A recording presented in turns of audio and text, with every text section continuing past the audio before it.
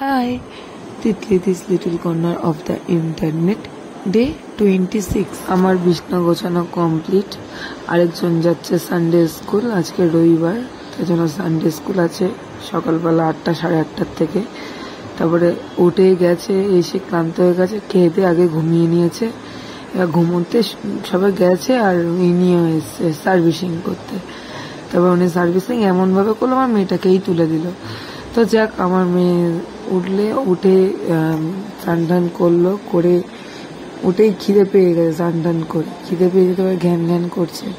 তো তারপরে ওকে খাওয়ালাম, খাইয়ে বসতে না বসতেই পাপা চলেছে, ব্যাগ আরও থাকে, মানে সব ঠিক আছে। এই যে মাছের পেনজামায় গায়ে ওঠে, মানে অন্য বাচ্চা হলে কি উঠবে না, বাবা উঠবো না, ওর কাছে ওইসব কোনো ব্যাপার না, আগে পাপার কোলে তারপরে দেখা যাবে।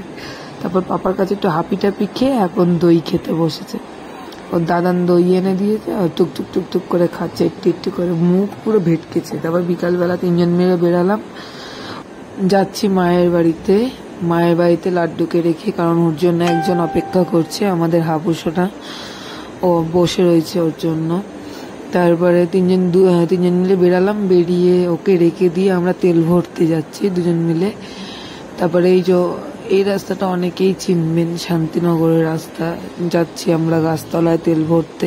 যেতে যেতে বজরংবলী বাবার দর্শন পেয়ে গেলাম, জয় বজরংবলী।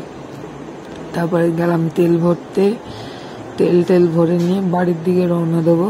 তেল ভরবো কি, গাড়িতে তেল ভর্তি অলরেডি, কারণ গাড়িটা মানে নতুন বলে কি মানে তেলটা কম পড়ছে নাকি বুঝতে পারছি না।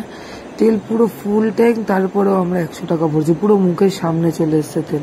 আবার পুরো ট্যাঙ্ক ভর্তি করেও তেল ভরতে বারণ করেছে শোরুম থেকে। এবার কি করব দিশাই খুঁজে পাচ্ছি না, তো দেখা যাক কি হয়। তারপর বাড়ি এলাম, বাড়ি এসে হাম্পুর সাথে লাড্ডু খেলছিল, একটু ক্লিপ নিলাম, নিয়ে তারপরে এই হাম্পুকে নিয়ে একটুখানি চড়িয়ে দিল ওই গেট অব্দি, ওদের গেট ওই পারের গেট থেকে এইদিকে গেট অব্দি। তারপর লাড্ডু দেখছে, ঠিক আছে একটু চড়িয়ে দিল, ওই ওখান থেকেই ব্যাক করে নিয়েছে। তারপরে লাড্ডু তো মানে পাপার গাড়ি থেকে একদম লাফালাফি করছে। তো চলো বাড়ির দিকে যাওয়া যাক।